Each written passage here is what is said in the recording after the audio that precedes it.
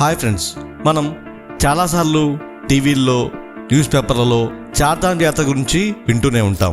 పవిత్ర చార్ధామ్ యాత్రకు వేళైంది. నేటి నుంచి చార్ధామ్ ఆలయాలు తెరుచుకోనున్నాయి. హిందువుగా పుట్టిన ప్రతి ఒక్కరూ జీవితంలో ఒక్కసారైనా వెళ్లాలనుకునే యాత్ర చార్ధామ్ క్షేత్రాలు. అయితే కొద్ది రోజులుగా ఆయా ప్రాంతాల్లో మంచు విపరీతంగా కురుస్తుండడం యాత్రికులకు ఆటంకంగా మారుతోంది. అసలు చార్ధామ్ యాత్ర అంటే ఏంటి, వీటిలో ఏ పుణ్యక్షేత్రాలను చూస్తాం, అవి ఎక్కడున్నాయి, వెళ్ళే మార్గం ఎలా ఉంటుంది, ఇటువంటి అనేక విషయాల గురించి మనం ఈ వీడియోలో తెలుసుకుందాం. So let's start our today's video. Char Dham అంటే పేరులోనే ఉన్నట్టుగా 4 పుణ్యక్షేత్రాల దర్శనం. ధామ్ అంటే హిందీలో క్షేత్రం లేక దేవాలయం అనే అర్థం వస్తుంది. ఈ 4 క్షేత్రాలు ఉత్తర భారతదేశంలో ఉన్నాయి గనుక ఈ 4టిని కలిపి హిందీలో చార్ధామ్ అని అంటారు. ఈ చార్ధామ్లో మనం తెలుసుకుపోయే క్షేత్రాలు 1 యమునోత్రి, 2 గంగోత్రి, 3 కేదార్నాథ్, 4 బద్రీనాథ్. ఈ 4 క్షేత్రాల దర్శనం ఖచ్చితంగా అయితేనే ఈ యాత్ర పూర్తయినట్లు మనం భావించాలి.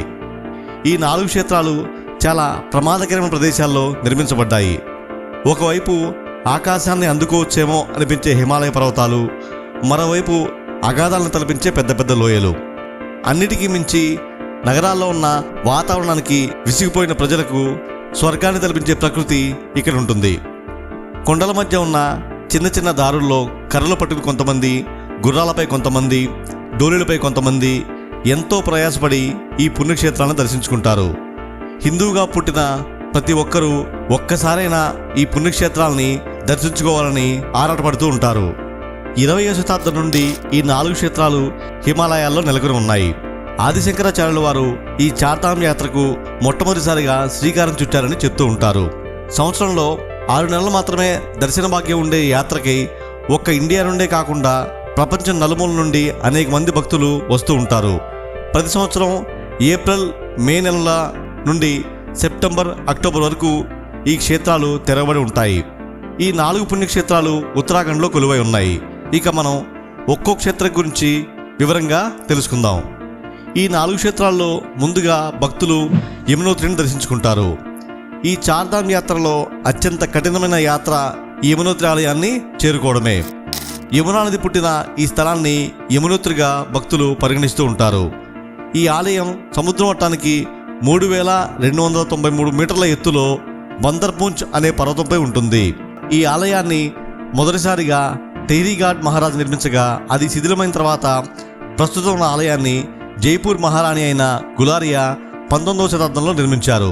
ఇక ఈ ఆలయంలో మిలమిల్లాడే నల్లటి రంగుతో యమునమ్మ, పక్కనే స్వచ్ఛమైన తెల్లటి రంగులతో గంగమ్మ మనకి దర్శనమిస్తారు. ఇక్కడ ఉండే వేడి నీటి బుగ్గలే ఈ ఆలయం యొక్క ప్రత్యేకత. అంతటి చల్లటి వాతావరణంలో అంత వేడి నీరు ఎలా వస్తుందో ఎవరూ తెలుసుకోలేకపోయారు. బియ్యం లేదా దుంపల్ని ఒక మూటగా కట్టి ఈ నీటిలో గనక వదిలితే క్షణాల్లో అవి ఉడికిపోవడం అక్కడి స్థానికులు చాలామంది చూశారు. ఈ దేవాలయం అక్షయ తృతీయ నాడు తెరవగా తిరిగి 6 నెలల తర్వాత దీపావళి మరుసటి రోజైన యమ ద్వితీయ రోజున మూసివేసి ఉత్సవ విగ్రహాలని పర్వతం కింద ఉన్న ఒక రహస్య మందిరంలో ఉంచుతారు. ఇక చార్ధామ్ యాత్రలో 2వ క్షేత్రం గంగోత్రి. ఈ క్షేత్రం సముద్ర మట్టానికి 3250 మీటర్ల ఎత్తులో హిమాలయ పర్వత శ్రేణుల్లో భగీరథి నది ఒడ్డున నెలకొల్పబడి ఉంది. భగీరథుడు కపిల మహర్షి క్రోధాగ్నికి గురైన తన పూర్వీకులకి సద్గతిని కలిగించడం కోసం ఎన్నో కఠిన పరీక్షలను తట్టుకుని తన ఘోరమైన తపస్సుతో గంగమ్మని నేలపైకి తీసుకొచ్చిన స్థలమే ఈ గంగోత్రి. నిజానికి గంగానది ఈ క్షేత్రానికి చాలా ఎత్తులో ఉన్న గోముఖ్ దగ్గర పుట్టిందని చెప్తూ ఉంటారు. ఇది గంగోత్రికి 40 కిలోమీటర్ల దూరంలో పర్వతాల మధ్య ఉంటుంది. ఈ ప్రదేశాన్ని చూడాలంటే భారత రక్షణ శాఖ నుండి మనం అనుమతి పొంది ఉండాలి. అలాగే అక్కడికి చేరుకోవడం కూడా చాలా ప్రమాదంతో కూడుకున్న పని. అందుకే భక్తులెవరూ గోముఖ్ దగ్గరికి వెళ్ళలేరు. ఈ ఆలయాన్ని 19వ శతాబ్దపు ప్రారంభంలో అమర్ సింగ్ దాపా అనే నేపాలీ సైనికాధికారి నిర్మించారు. ఈ ఆలయం కూడా సంవత్సరంలో 6 నెలలు మాత్రమే తెరవబడి ఉంటుంది. ఈ ఆలయానికి గుర్రాలు లేదా డోలీల సహాయం లేకుండా నేరుగా వాహనాల ద్వారా చేరుకోవచ్చు. ఇక చార్ధామ్లో 3వ క్షేత్రం బద్రీనాథ్. ఇది ఉత్తరాఖండ్లోని చమోలీ జిల్లాలో అలకనందా నది తీరంలో వెలసి ఉంది. ఇది సముద్ర మట్టానికి 3133 మీటర్ల ఎత్తులో రిషికేష్కి 300 మీటర్ల దూరంలో ఉంటుంది.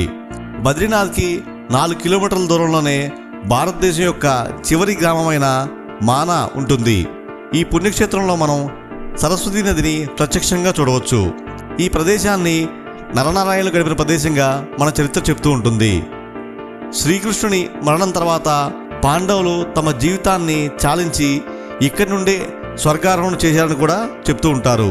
వారు స్వర్గారోహణ చేసే సమయంలో బద్రీనాథ్ మీదుగా ప్రయాణించి మానా గ్రామం వద్ద స్వర్గారోహణ అయ్యారని భారతంలో చెప్పబడి ఉంది. ఈ మానా గ్రామ కొండల్లోనే వ్యాసుడు పురాణాలు రచించిన గుహ కూడా ఉంది. ఇప్పటికీ మనం ఆ గుహని చూడవచ్చు. ఇక బద్రీనాథ్లో ఈ ఆలయ నిర్మాణమే ఈ క్షేత్రం యొక్క ప్రత్యేకత.